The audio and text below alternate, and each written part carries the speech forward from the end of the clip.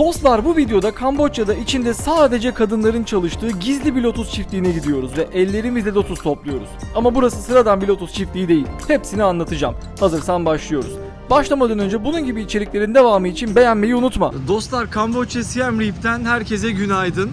Bugün şehri gezmeye başlıyoruz. Biraz kapsamlı bir gezi olacak. Motor kiraladık. Günlük 9 dolara kiraladık. Normalde 15 dolardan fiyatı açıyorlar. Kaldığımız hostel 12 dolar fiyat verdi. Ama onun da bir yerden aldığını bildiğimiz için kendi motorumuzu gidip sokaklarda gezerek kendimiz kiraladık. Kamboçya deyince çoğu kişinin aklına Angkor Wat geliyor ama günümüzde asıl hayat köylerde akıyor. Nüfusun %80'i kırsalda yaşıyor ve tarlalarda çalışanların çoğu da kadın ve kadınların iş gücüne katılım oranı %70 civarında. Bu oran Türkiye'den daha fazla. Ayrıca lotus burada kutsal sayılıyor. Çünkü her şeyinden faydalanılıyor. Lifinden kumaş, kökünden yemek, hatta yaprağından şapka bile yapılıyor. Yani lotus bu topraklarda sadece çiçek değil, neredeyse her şey. Şehir merkezine yaklaşık 15 dakika mesafedeki bir lotus çiftliğine geldik. Burası bir kadın girişimi ve bölgedeki kadınların istihdam edilmesi için kullanılıyor. Çiçeklerden değişik hediyelik eşyalar yapıyorlar, bunları satıyorlar ve böylece bölgedeki kadınlara da destek oluyorlar. Onların da çalışmasına yardımcı olarak onların da gelir elde etmesini sağlıyorlar. Biz de burada bir bot turu yapacağız. Gelmek istediğinizde de fiyatlar bu şekilde. Eğer rehberli tur isterseniz kişi başı 5 dolar. 30 dakikada bir tur başlıyor. Bot turu isterseniz yine kişi başı 10 dolar. Tüm paketi isterseniz kişi başı 35 dolar yapıyor. Onun dışında bir de ekstra katılabileceğiniz aktiviteler ve workshoplar oluyor. Eğer bot turu yapmak isterseniz buradan 3 kilometre öteye gitmeniz gerekiyor. Biz de şimdi hanımefendiyle, bu teyzemizle motorlara atlıyoruz ve 3 kilometre öteden turumuza başlayacağız.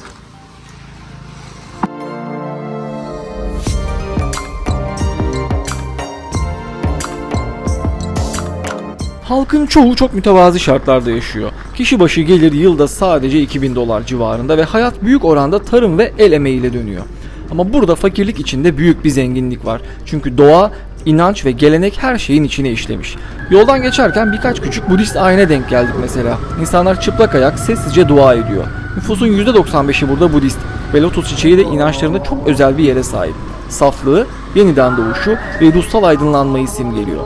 Ama aynı zamanda tarlalarda büyüyen, ipliğe dönüşen, kimi zamanda bir şapka olup kafaya konan bir şey. Bot turu yapacağımız yere geldik dostlar. Buraya gelene kadar inanılmaz şeyler gördük. Bir köyün içerisinden geçtik. Okula giden çocuklar vardı. Ve sonunda karşılaştığımız manzara bu.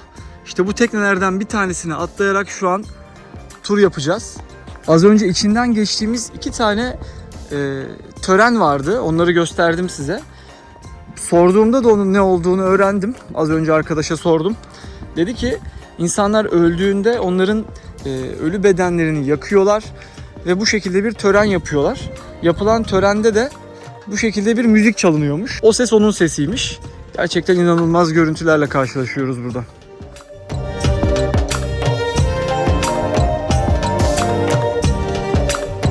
Siem Reap'te Lotus Silk Farm adında bir lotus çiftliğindeyiz. Bazen bir yere gelirsin ve dersin ya burada başka bir şey var diye. Burası tam olarak böyle bir yer. Buradaki insanlar ve özellikle de kadınlar lotus saplarından iplik çıkarıyor. Evet, bildiğin kumaş üretiyorlar. İpek gibi ama aslında ipek değil. Tamamı lotustan yapılıyor. Bayağı bildiğin lotusu sapından koparıyorlar. İçindeki o incecik lifleri çıkartıp kuruttuktan sonra dokuyorlar.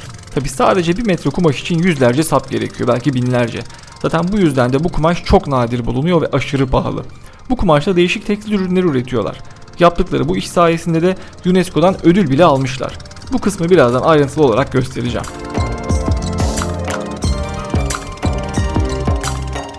Burada üretilen kumaş tüm dünyada buranın dışında sadece 2 yerde yapılıyor.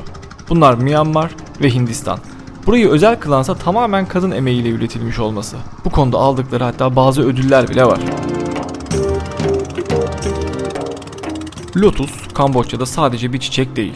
Olayın hem ekonomik kısmı, hem günlük hayatla ilgili olan bir kısmı, hem de dini bir kısmı var. Budizm'de lotus bayağı kutsal kabul ediliyor. Çamurdan çıkıp tertemiz açtığı için saflığı ve yeniden doğuşu simgeliyor. Yani buradaki insanlar lotusla yemek yapıyor, kumaş yapıyor, ve dua ediyorlar.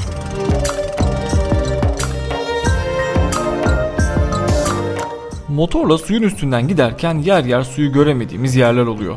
Bazı yerlerden geçmekte zorlanıyoruz hatta. İlerledikçe yapraklar daha da sıkılaşıyor. Burası çok huzurlu ama aynı zamanda biraz sanki fazla sakin ve evet, sanki az sonra hafif bir kriz yaşanacak gibi duruyor. Şu anda buraya saplandık kaldık. Lotus topluyorlar gelmiş gibi. Etrafımızda sayısız helikopter böceği bulunuyor. Her tarafımız lotus.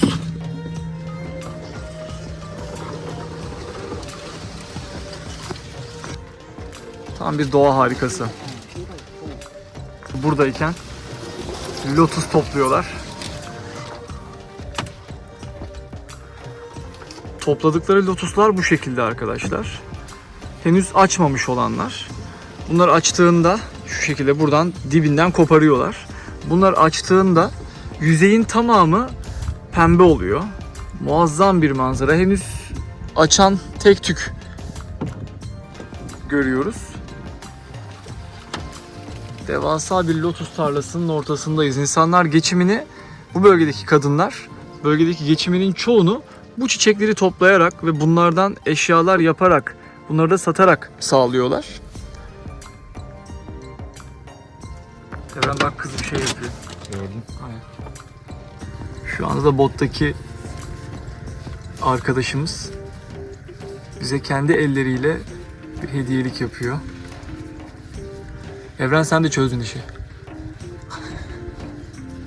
Çiçeğine ulaştım. Güzel oldu seninki. Çok da değişik kokuyor. Ama ben böcek çekiyorum böyle. Şöyle Kaptan yapraklardan kendine şapka yaptı bile. Buraya geldiğinizde şapkanız yoksa bilginiz olsun. Şöyle bir yaprak kopartıp, tabii ki izinle, böyle bir yaprak kopartıp kendinize şapka yapabilirsiniz. Bu arada fazlasıyla sivrisinek var. Her tarafımı ısırdılar. Abi sivrisinek. Evet, sivrisinekler çok var. Her tarafımı ısırdılar. Az önce şimdi bunu kaydederken de çektim. Buraya gelirken mutlaka bir sinek ilacı, böcek kovucu spreyi bir şey yapın. Bir şey sıkın. Çünkü her tarafım, belli oluyor mu? Hem soyuluyorum hem sinek böcek ısırıyor. Her tarafım ısırık içinde kaldı. Binlerce değişik canlının bulunduğu bir gölde bitkisinden hayvanına ellerimizde lotuslarla geziyoruz. Şu anda bize yapılan hediyeleri bekliyoruz. Kaptanımız da, yanındaki yardımcısı da canhıraş bize yaptıkları hediyeleri hazırlama peşindeler. Hediyelerimiz hazır dostlar. 4 farklı lotus, 5 farklı lotus çiçeğinden fazlası da var. Devamı da geliyor. Kaptanımız bir buket lotus hazırladı bize. Gerçekten mucizeleri yaşıyoruz şu an. Herhangi bir sentetik element kullanmadan böyle bir buket hazırladı bize. Hatta kızın elinde de şu an farklı bir şey var. Yani açmış bir lotus mu, onu bilemiyorum. Kaptanımızın hazırladığı şöyle bir buketle yolumuza devam ediyoruz. Doğal malzemelerin dışında hiçbir malzeme kullanmadı. İpini bile sazlıklardan koparıp verdi. Gerçekten harika gözüküyor. Çok da güzel kokuyor ayrıca. Kaptanımızın kafasındaki şapkalardan biz de istedik birer tane. Şimdi bize de geldi onlardan. Halihazırda gölgedeyiz ama bunu bir takmak, denemek istiyorum. Yolculuğumuza bu şekilde devam edeceğiz. Kim en Sıracin? Nice to meet you, Kim, and nice to meet you, Srachin. How I look? I'm 38. I'm 32. 32. And you? 15. Ah, perfect. Oh, nice. Kaptanlarımızla tanıştık. Oldukça da gençlermiş. Çok da tatlı insanlar. Zaten bölgenin insanı inanılmaz güler yüzlü, inanılmaz tatlı. Dikkatimi de çeken bir şey, çoluk çocuk herkes aile boyu çalışıyorlar. Artık yavaş yavaş dönüş yoluna geçiyoruz. Şimdi tüm bu lotuslarla neler yapıldığını göreceğiz. Buraya gelmeden önce tabii bir beklentim vardı ama tüm bu atmosfer beni bayağı düşündürdü. Yani bu kadar sessiz, bu kadar sakin bir yerin bu kadar yoğun bir hikayesi olması tuhaf geliyor insana. Bir tarafta doğa, bir tarafta inanç, bir tarafta kadın emeği. Hepsi birbirine geçmiş burada ve biz de sadece motorun üstünde sessizce geçip gidiyoruz. Ama sanki bu sessizlikte daha çok şey duyuyorsun gibi. Dünyanın öbür ucunda kendi dertlerimizle boğuşurken buradaki insanların yaşayışı ve dertlerini görmek insana çok şey katıyor. Biraz sonra karaya çıkacağız. Bakalım içeride neler göreceğiz. Thank you. Thank you so much. Geri dönüş yaptık arkadaşlar. Ödememizi yapmaya geldik. Bu sırada tabii ödememizi yaptık. Para üstünü beklerken size buraları bir gezdirmek istiyorum. Bölgedeki kadınların el yapımı olarak hazırladığı ve buraya satışa sunduğu lotus çiçeklerinden yapılmış şu şekilde sabunlar var. Tamamı el yapımı. Şunlar sanıyorum fındıklı olabilir. Bakıyorum lotus, bal ve aloe vera'lı. Küçükler 4, büyükler 6 dolar olarak fiyatlamışlar. Farklı kalıplarla yapmışlar. İçinde bunların hatta lifleri var bazılarının. Rahatlatıcı ev yapımı lotus soya mumları demişler. Bakın el kremleri ve yüz kremleri var. 15 dolar ve 19 dolar sırasıyla.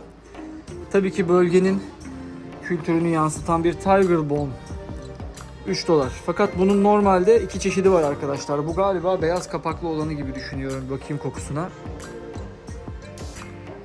Evet, bunun iki çeşidi var. Bir tanesi beyaz kapaklı, bir tanesi kırmızı kapaklı.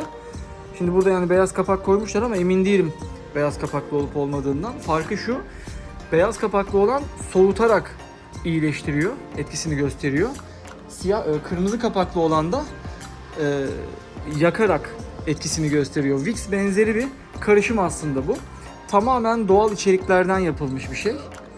Yine bölgeye özgü hediyelik eşya olarak arkadaşlar bu şekilde dokuma çantalar var. Tamamı ipek bunların. %100 ipek. Yine mumlar, çeşitli oyuncaklar. Bölgeye özgü hayvanlardan biri de fil. Yastıklar var. Travel cushion demişler. Uçakta kafana koyuyorsun. Rahat rahat uyuyorsun. Maskeler yapmışlar. Ultra hijyenik. Tek kullanımlık olmayan. Antibakteriyel, bakın ilginç. Saf lotustan mikrofiber. Kendileri yazmışlar. The most antibacterial in the world. İnanılmaz yumuşak. Gerçekten çok iyi hissettiren bir şey. Belki alabilirim bundan. Şunlar çok hoş. Napkin demiş. Bakın işte.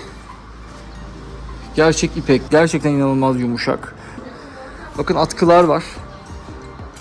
Lotus ve keten karışımı, pamuk karışımı. Böyle atkılar yapmışlar.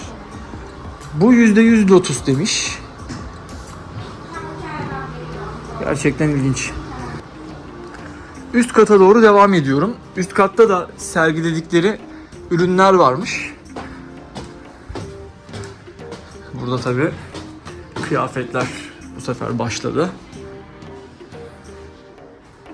Yine tamamı bunların %100 lotus çiçeğinden yapılmış. Bazıları çok yumuşak, bazıları biraz daha sert. Bakın şöyle, işte bahsettiğim tam olarak buydu. %100 lotus olması gerçekten bunu özel kılıyor. Fiyatları da 160 dolar metrekaresi. Fazlasıyla değerli bir ürün. Bütün bu ürünlerin dikimlerinin yapıldığı yer. Bu makinede dikiliyor, bakın gördüğünüz şekilde. Çok büyük emek var bu işte gerçekten. İşte bu makinalarda bölge kadınları çalışarak geçimlerini sağlıyorlar. Para kazanıyorlar. Kişi başı 10 dolar ödeyerek yaşayabileceğiniz en güzel deneyimlerden bir tanesi diye nitelendirebilirim arkadaşlar burayı. Gerçekten bölge halkının nasıl yaşadığını, nasıl geçindiğini anlayabilmek adına bu gerçekten harika bir deneyim. Bu arada hava gerçekten acayip sıcak, bir 37-38 dereceydi en son baktığımda. Buraya kadar geldiyseniz bir abone, bir beğeni, bir de yorum bekliyorum arkadaşlar. Bir sonraki lokasyonda görüşmek üzere.